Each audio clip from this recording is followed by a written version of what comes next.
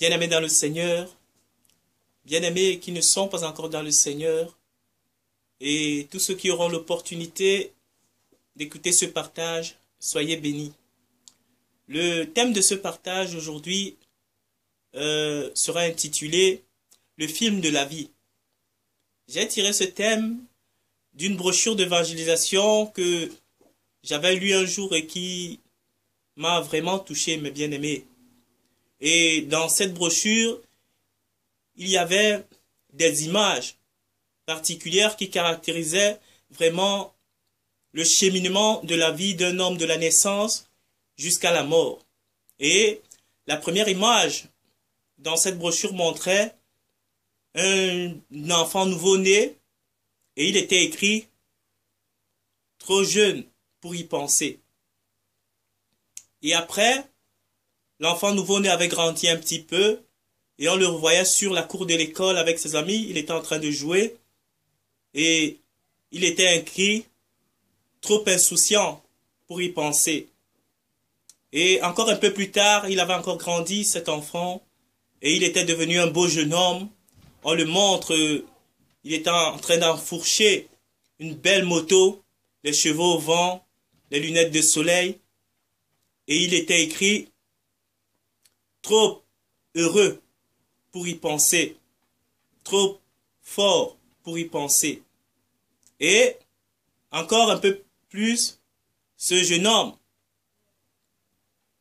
avait encore grandi, il était devenu maintenant un homme mature et la prochaine photo le montrait sur les bras d'une très jolie fille et il était encore écrit « Trop d'amour pour y penser ». Et encore un peu plus tard, le jeune homme avait trouvé un bon job, un bon boulot. Et la photo le montre le jeune homme sous son bureau de travail, croulant sur des piles de dossiers. Et il était écrit « Trop occupé pour y penser ». Et encore, la photo suivante montrait le jeune homme avec un air un peu tracassé, un air un peu dérangé. Il était écrit « Trop soucieux pour y penser, les problèmes de la vie le préoccupaient, les situations, les circonstances, mais bien-aimés de la vie d'un homme adulte, était en train de faire travailler la tête de ce jeune homme-là. Et un peu plus tard, on le voit devenu vieux. Il est assis sur une chaise, il souffle sur des bougies. Il était vraiment vieux. Peut-être 80, 70, 90, 100 ans, je ne sais pas. Et il était écrit « Trop vieux pour y penser, mes bien-aimés ». Et la dernière photo nous montre un cimetière.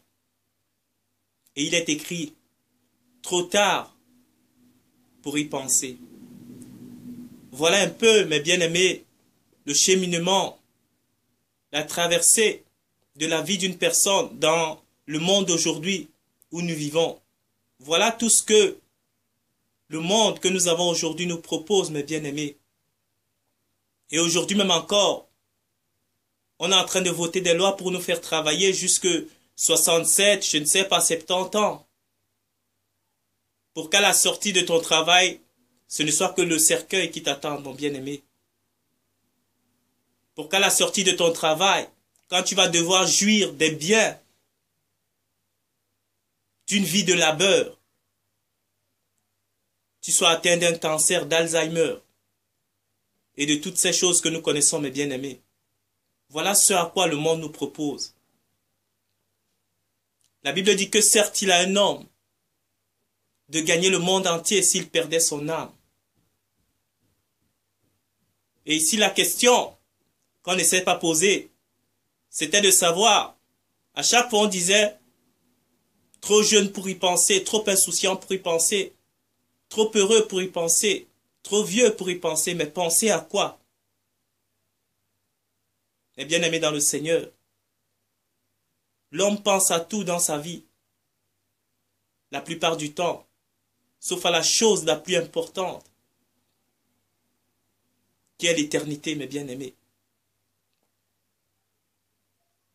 Où vas-tu passer ton éternité? Parce que l'histoire ne nous dit pas ce qui suit. La fin ne se finit pas dans un cimetière, mes bien-aimés. Mais la Bible dit qu'il est réservé à tout homme de mourir une seule fois. Et après quoi vient le jugement, mon frère, ma sœur. Surtout pour toi qui ne connais pas encore le Seigneur Jésus-Christ. Pour toi qui ne connais pas encore Dieu, il est temps, mon bien-aimé. Le système de ce monde est fait pour te faire cheminer. Comme ce qui est écrit dans cette brochure-là. Ici en Europe où nous sommes, on dit souvent métro, boulot, dodo. Et c'est ça, c'est une vérité. Ce n'est que ça que le système nous propose. Et même parfois le week-end, quand on a un peu de temps, on ne va pas nous pousser à penser aux choses qui ont attrait avec notre éternité, mon bien-aimé. Ce sera occupé pour nos passions, pour satisfaire notre chair, pour satisfaire nos désirs.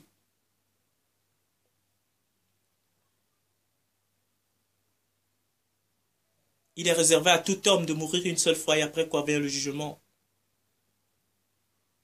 Si tu meurs dans cette circonstance-là, seras-tu prêt à rencontrer ton Créateur? Seras-tu prêt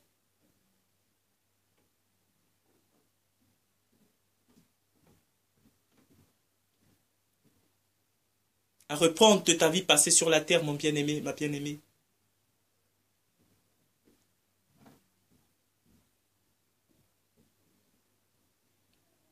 Mais il y a une issue de secours.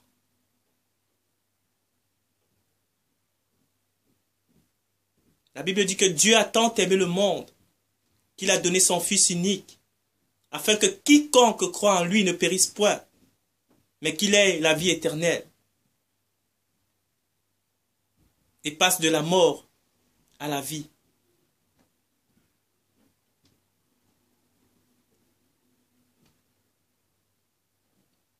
Mon bien-aimé, si tu vis la vie de routine de tout le monde,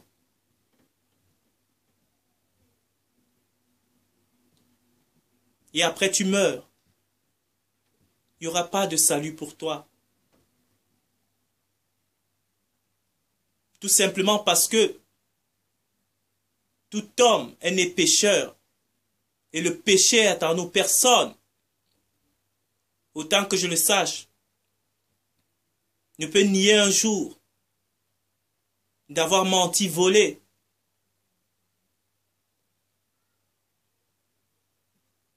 Consciemment ou inconsciemment, fait du mal à son prochain.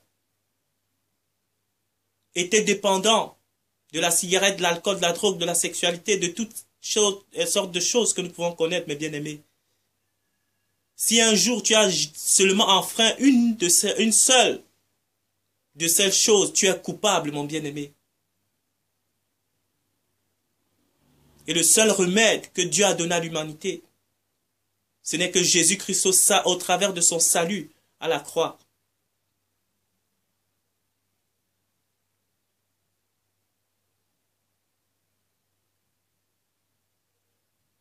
C'est pourquoi tu as besoin de repentance, tu as besoin de salut, mon bien-aimé. Et c'est ce que Dieu te propose cet après-midi.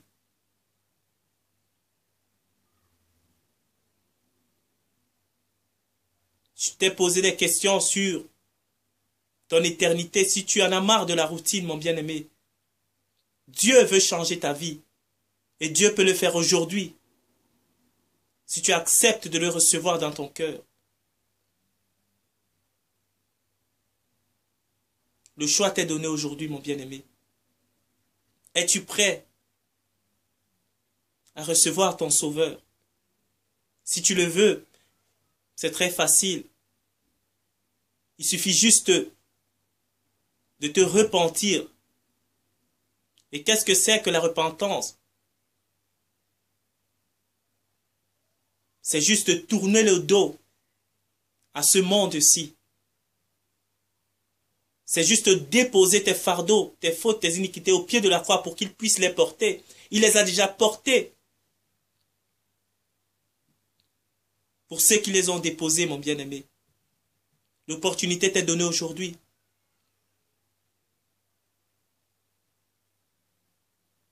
De déposer tous tes fardeaux au pied de Jésus-Christ.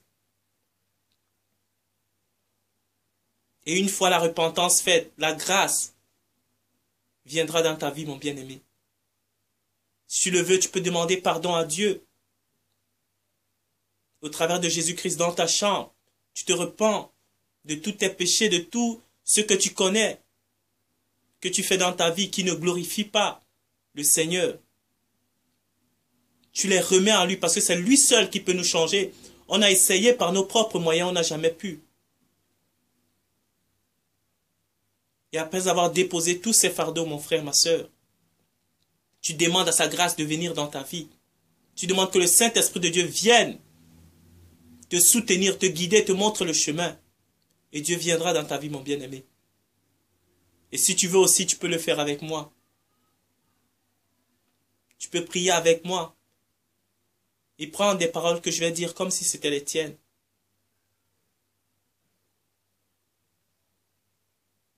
Et Dieu viendra dans ta vie, mon bien-aimé. Si tu le veux, nous pouvons prier ensemble. Nous allons incliner la tête et nous allons prier. Seigneur Jésus,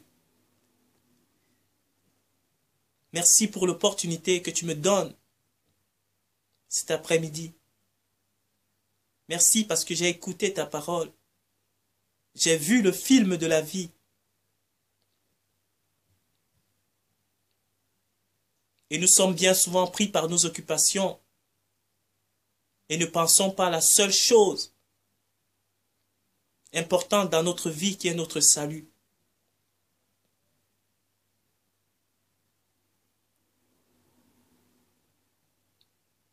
Seigneur, je veux me donner à toi aujourd'hui. Je me repens de toutes mes fautes, de toutes mes iniquités. Je les dépose à tes pieds, Seigneur. Pardonne-moi. Viens changer ma vie de routine.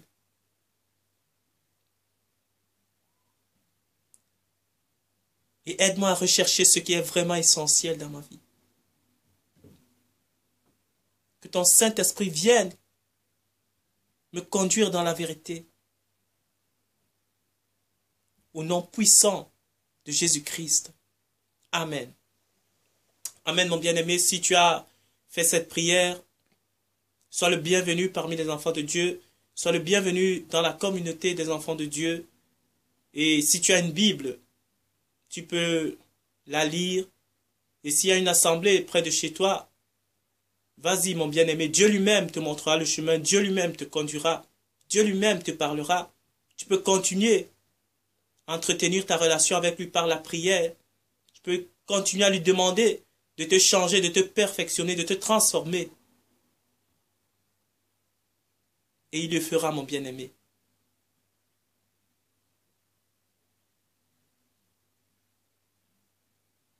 Et pour le reste, tous ceux qui ont pris la peine d'écouter ce partage, soyez bénis. Et je vous dis à la prochaine.